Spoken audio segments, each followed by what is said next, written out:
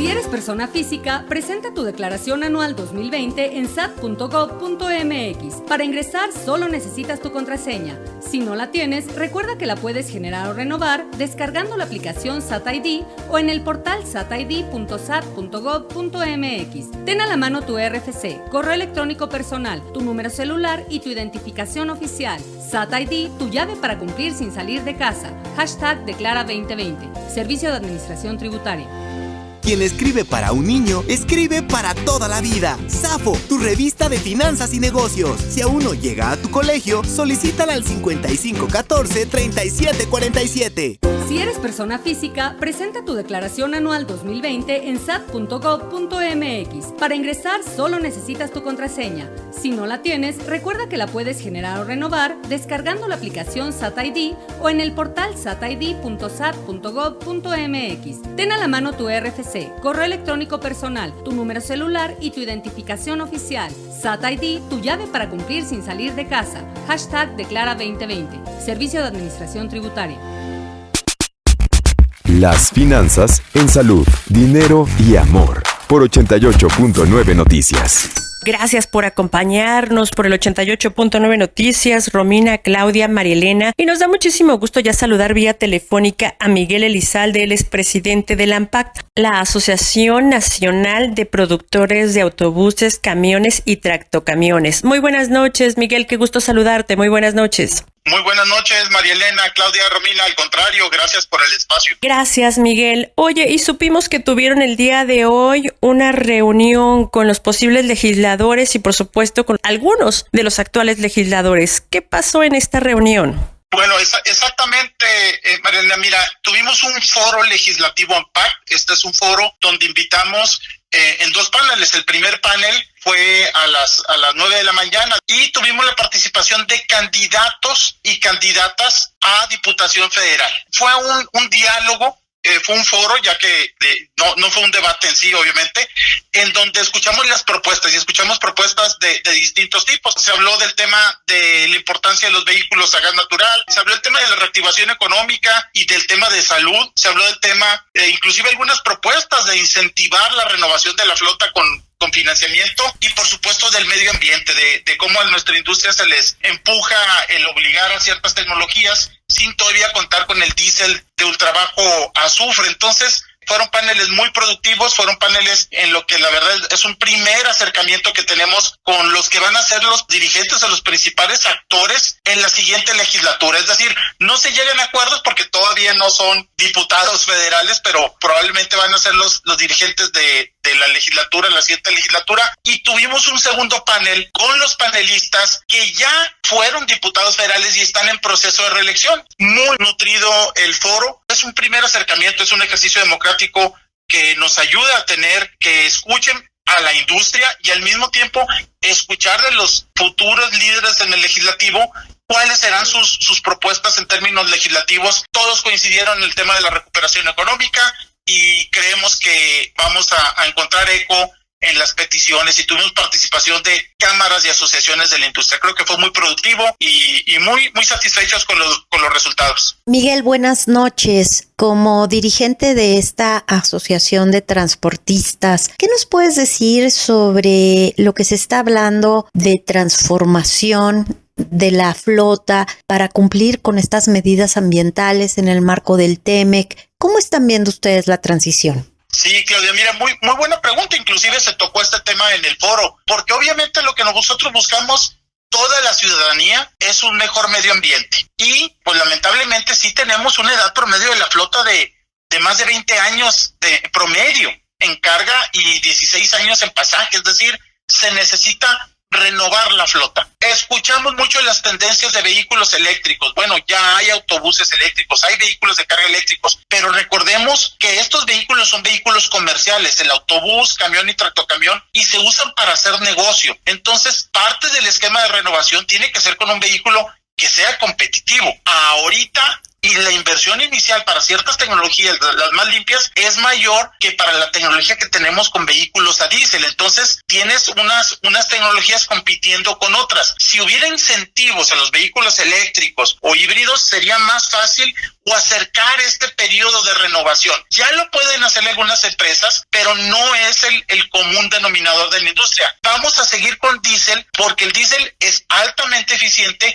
y las nuevas tecnologías diésel como el Euro 5, EPA 7, que es el que tenemos actualmente, reduce en 50% el material particulado y en 83% los NOxes, que son dos emisores importantes, si lo comparamos con la tecnología promedio. Gracias, Miguel. Buenas noches. Te saluda Romina Román y vemos que se requiere, como bien dices tú, renovar esta flota. Algunos tienen un rezago hasta de 20 y tantos años. Pero ¿cómo está el sector? Estamos viendo que va 3 meses que se liga a la alza, la recuperación en la venta de autos pesados. También vemos un aumento en las importaciones. ¿Cómo está? ¿Cómo estás viendo este segundo semestre del año para este sector? Así es, Romina. Mira, si comparas nuestras cifras de menudeo, de ventas de vehículos pesados, crecieron en abril 16% más respecto a abril del año pasado. Pero si las comparas en el acumulado, solo de enero a abril de este año con el año pasado, solo hemos crecido 2.4% respecto al 2020 con este tema de la pandemia. Pero si las comparas con el 2019, todavía estamos 30% abajo respecto al año pasado. Entonces, creemos nosotros que sí vamos a ver cifras positivas los siguientes meses, una recuperación, pero todavía no a los niveles de prepandemia. ¿Qué necesitamos? Primero, certeza jurídica respecto a la normatividad ambiental de nuestros vehículos. Se nos quiere obligar a avanzar una nueva tecnología para la cual no se tiene el combustible. Si ya estamos recuperándonos poco a poco, ya estamos reduciendo emisiones con la tecnología vigente, lo que solicitamos es continuar reduciendo emisiones con esta tecnología hasta que se tenga el combustible en todo el país y podamos dar el siguiente salto. Es decir, continuemos reduciendo emisiones con la tecnología Euro 5 EPA 7 en lo que se tiene el combustible en todo el país y ya luego que se haga la tecnología obligatoria. Oye, Miguel, pero esto lo cumplen con Estados Unidos, o sea, esto es permitido, o sea, no vamos retrasados con las normas y acuerdos que se tienen con Estados Unidos y Europa. La normatividad que se tiene con respecto a Estados Unidos y Europa, sí podemos ver que vamos retrasados en términos de la tecnología ambiental del vehículo. Pero aquí quiero recalcar que en la industria automotriz estamos lista. Lo que no está listo es el país. No se puede obligar una tecnología para la cual no hay combustible. En Estados Unidos se hizo obligatorio el diésel del trabajo azufre en el año 2007 y se implementó la tecnología vehicular en el año 2010. Bueno, en México que se quiere hacer al revés, se quiere obligar a una tecnología para la cual no hay combustible. Miguel, buenas noches, te saluda otra vez Claudia Villegas. ¿Puedes comentarnos un poco sobre cómo van las pláticas, si es que las hay, con las autoridades para dar apoyo en el caso de que se pudiera sustituir unidades en el marco de todos los esfuerzos que hace la ANPAC? Sí, mira, es una pregunta muy importante porque ese es precisamente el tema que limita en cierta forma la renovación de la flota, principalmente el micro y pequeño transportista que tal vez no sea sujeto de crédito. Nuestras marcas representadas en la ANPAC como fabricantes de autobuses, camiones y tractocamiones, contamos con financieras de marca. Pero si llega un transportista que no tiene su documentación en orden o no puede comprobar cierto flujo, pues sí se limita el tema del crédito a estos micros y pequeños empresarios. ¿Qué se ha hecho en otros países como ejemplo? Ahí es donde entra la banca de desarrollo. Entonces, si entra como aval el gobierno a través de la banca de desarrollo, es como se puede detonar y destrabar algo que sucede muy curioso, porque el transportista no es sujeto de crédito porque tiene un vehículo que no es eficiente, consume más combustible y esto pues le incrementa sus costos de gasto en combustible, por lo tanto no se queda con suficiente utilidad para renovar flota. Entonces falta ese empujón de parte del gobierno y respaldo de la banca de desarrollo para que sea sujeto de crédito y de esta forma ya va a poder, digamos, ser más competitivo en términos de sus costos y poder continuar renovando flota en el futuro. Esta fue la entrevista con el presidente de la Asociación Nacional de Productores de Autobuses, Camiones y Tractocamiones, la ANPAC, Miguel Elizalde, que, amigos, nos acaba de dar a conocer que puede haber apoyos por parte de la banca de desarrollo para este sector, para los transportistas que deseen sustituir, mejorar sus unidades. Al contrario, muchas gracias a ustedes, gracias Marilena, Claudia, Romina. Ellas son Pócar de Haces. Seguimos aquí en Salud, Dinero y Amor. Ya está con nosotros el doctor José Luis de la Cruz. Él es director del Instituto para el Desarrollo Industrial y el Crecimiento Económico, el IDIC. Muchas gracias, doctor. Y platíquenos cómo está viendo la situación económica. Por fin llegamos al fin de la recesión. ¿Cuáles son las perspectivas de crecimiento para este año, generación de empleo e inflación? ¿Cómo lo vamos a ver los mexicanos? Bueno, me parece que a partir del segundo trimestre de este 2021, lo que vamos a ver es una recuperación que tiene tres elementos básicos. Uno, la reactivación de Estados Unidos, que ya está generando también un repunte de nuestras exportaciones, sobre todo la manufactura, eso ya está funcionando mejor. En segunda instancia, pues el hecho de que se tenga una mayor reapertura de sectores importantes como el turismo, la parte de restaurantes, el entretenimiento, también está ayudando a la economía. Y hay un tercer factor que es el rebote después de una caída tan fuerte como tuvimos entre abril y junio del año pasado, cuando la economía retrocedió 18.7%, pues lo que vamos a ver en este segundo trimestre y también en el tercero, pues es una reactivación de la economía.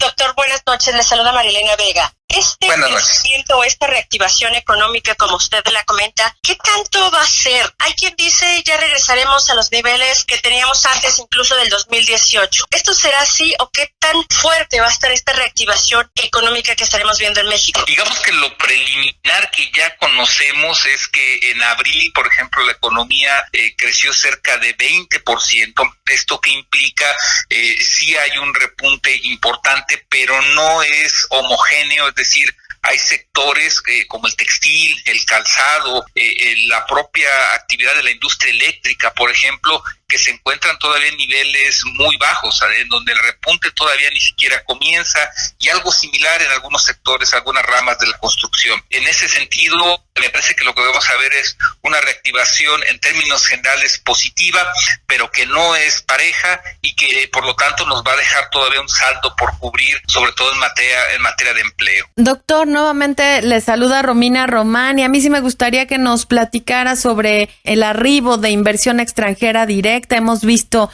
en los últimos meses una salida importante de capitales y pues el desempeño del tipo de cambio. Vimos la semana pasada que hubo presiones, una ligera volatilidad que se relacionan, o muchos analistas las vinculan con estas declaraciones del presidente López Obrador sobre la no ratificación al gobernador del Banco de México. ¿Cómo está viendo usted estos dos indicadores que son tan importantes? El tema de la inversión extranjera o nacional y extranjera directa, y el tema del tipo de cambio. Básicamente, el año pasado salieron, en términos de lo que se conoce como ahorro bruto externo, es básicamente los recursos que entran o salen de extranjeros a México, más de 700,000 millones de pesos, una cifra no observada en décadas. Entonces, esto implica justamente esa salida de capitales que es producto tanto de la recesión como del hecho de la falta de confianza que existe en algunos inversionistas. Entonces, en ese sentido, que además se tengan pues ya a la vista cambios en el Banco de México, la institución que durante los últimos 20 años había generado pues la mayor certidumbre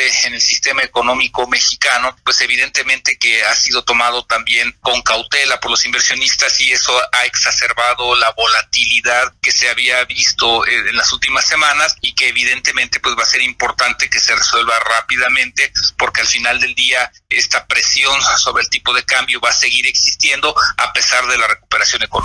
Nuevamente Marilena Vega, doctor, ¿cuáles son los focos rojos que está visualizando y por los cuales a lo mejor México no estaría alcanzando ese crecimiento, incluso de frente a un crecimiento potencial de Estados Unidos?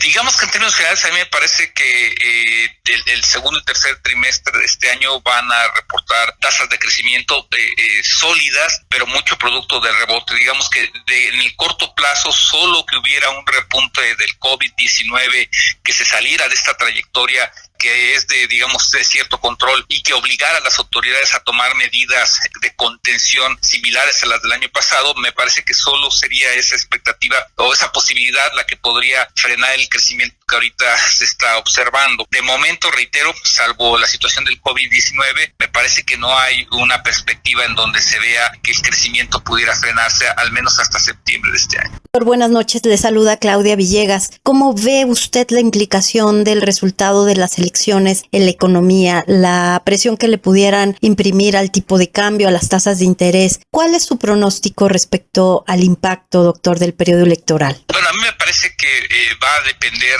primero de qué tan cerrados pudieran ser, segundo de que los actores políticos, tanto en la oposición como en el gobierno, pues qué tan rápidamente acepten el resultado y en general de cómo se desempeñe el proceso en el día de la elección. En este momento me parece que no ha generado una volatilidad, exagerada sobre la economía mexicana, sobre el sistema financiero mexicano. Y entonces en ese sentido me parece que en tanto el sistema político acepte los resultados y no se genere un escenario extremo, me parece que en principio en sí el proceso no sería algo que implique presión para la economía. Doctor, le saluda nuevamente Romina Román y esa incertidumbre, obviamente habría que esperar, pero podría tener algún efecto importante. Y también quiero agregar, doctor, este tema están preparando el gobierno federal una reforma fiscal para el segundo semestre de este año. ¿Cuál sería el escenario ideal que podría visualizar usted? Bueno, a mí me parece que lo ideal sería que en este proceso de posible reforma fiscal se contara con un amplio diálogo, con una amplia comunicación con el sector privado, el sector académico y en general con el propio sector social. Es decir, que el resultado de la reforma fuera no solo la visión del gobierno, sino de la visión de la sociedad en general. Entonces, en ese sentido me parece que fuera un proceso de diálogo sería lo ideal. Y en ese sentido, pues el resultado de la elección es fundamental, porque si el gobierno de México no alcanza a tener la mayoría simple o la calificada, pues evidentemente que eso implicaría la necesidad de concertar, de dialogar y de generar una agenda común. Doctor José Luis, ¿qué le podría decir a las personas que nos están escuchando y que no son inversionistas, no son empresarios, porque este tipo de movimientos políticos, económicos e incluso, pues obviamente las próximas elecciones les debe de importar? Al final del día todo esto se refleja en el empleo. Entonces yo creo que estar interesados en estos temas es estar interesados en la vida diaria de nosotros mismos, porque si el país va bien, hay mejoras en las condiciones laborales. Si no va bien, pues hay un perjuicio que además no solo llega a los trabajadores, sino también a sus familias. Pues muchísimas gracias al doctor José Luis de la Cruz, presidente del IDIC, el Instituto del Desarrollo Industrial y el Crecimiento Económico. Muchas gracias por esta charla y esta explicación para Salud, Dinero y Amor. Gracias y muy buenas noches. Muy buenas noches, gracias por la invitación. Ellas te apasionan. Salud, Dinero y Amor por 88.9.